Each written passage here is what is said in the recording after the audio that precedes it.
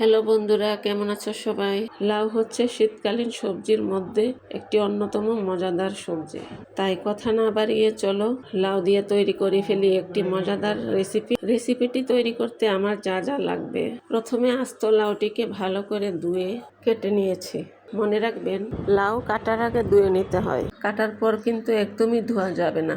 তারপরে নিয়ে নিয়েছি কুচি করে রাখা পেঁয়াজ কুচি, কাঁচামরিচ, ধনিয়া পাতা এবং মাছ। দেন হচ্ছে চুলায় একটি প্যান বসিয়ে দিব, তারপর দিয়ে দেব তেল, দিয়ে দেব কুচি করে রাখা পেঁয়াজ কুচি। পেঁয়াজগুলিকে কিছুক্ষণ ভেজে নিব।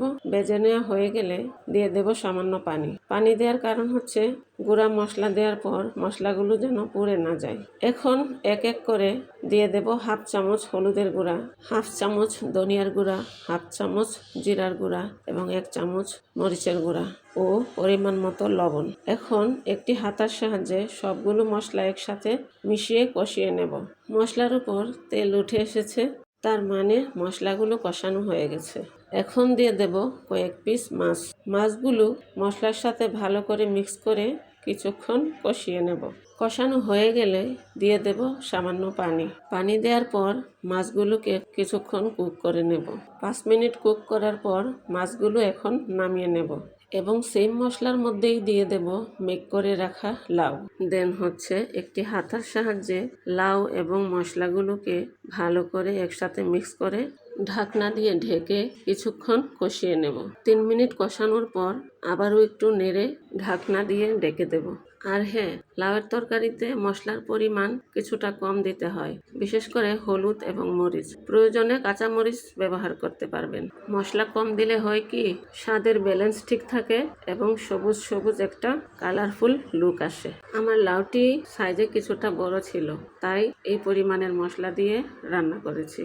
আপনারাও লাউয়ের সাইজ বুঝে মশলা দেওয়ার চেষ্টা করবেন। লাউ কষানোর ফাঁকে এদিকে আমি কুক করে রাখা মাছের কাঁটাগুলো আলাদা করে নেব। আপনারাও মাছের কাঁটা আলাদা করে নেওয়ার চেষ্টা করবেন, কারণ কাঁটা সহ রান্না করলে সেটা দেখতে বাজে লাগে এবং খেতেও সমস্যা হয়। পারফেক্ট রাঁধুনি হতে হলে এরকম কিছু স্মার্ট টিপস জানা অবশ্যই দরকার। এই পর্যায়ে লাউগুলো কষানো হয়ে গেছে। এখন দিয়ে দেব গরম পানি এবং দিয়ে দেব কাটা ছাড়ানো মাছ। আমি সব তরকারিতেই গরম পানি দিয়ে থাকি। আপনারাও চেষ্টা করবেন সব তরকারিতে গরম পানিটাই দেওয়ার জন্য, কারণ এতে স্বাদের ব্যালেন্স ঠিক থাকে। এখন দিয়ে দেব কয়েক পিস কাঁচামরিচ। আমি কাঁচামরিচগুলো মাঝখান দিয়ে ভেঙে দিয়েছি। ভেঙে দেওয়ার কারণ হচ্ছে এতে চমৎকার একটি ফ্লেভার আসবে, আবার ঝালের পরিমাণও কিছুটা বাড়বে। এখন সবজিগুলো একসাথে নেড়ে ভালোভাবে মিক্স করে ঢাকনা দিয়ে ঢেকে 5 মিনিট রান্না করব। 5 মিনিট রান্নার পর নেড়ে ঢাকনা দিয়ে ঢেকে আবারও কিছুক্ষণ রান্না করব। এই পর্যায়ে দেখব লাউ কতটুকু সেদ্ধ হয়েছে, কারণ বেশি সেদ্ধ করা লাউয়ের তরকারি খেতে ভালো লাগে না। এই পর্যায়ে দিয়ে দেব ধনেপাতা এবং 1 মিনিটের মতো চুলায় রেখে রান্না করে তারপর নামিয়ে নেব, কারণ এই পর্যায়ে লাউগুলো সেদ্ধ হয়ে গেছে এবং মোটামুটি শক্তও আছে। এই অবস্থায় রান্না শেষ করলে লাউয়ের তরকারি খেতে খুবই ভালো লাগে। এই পর্যায়ে ফাইনালি আমার রান্না কমপ্লিট হয়ে গেল। মাশাআল্লাহ, দেখতে কিন্তু বেশ চমৎকার লাগছে।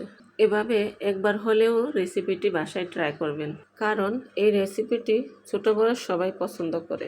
রেসিপিটি ভালো লাগলে কেউ যদি ফেসবুক থেকে দেখে থাকেন তাহলে একটি লাইক দিয়ে পেজটি ফলো দিয়ে রাখবেন।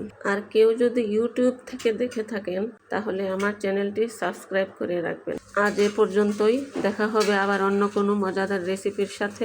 সে পর্যন্ত ভালো থেকো সবাই। আল্লাহ হাফেজ।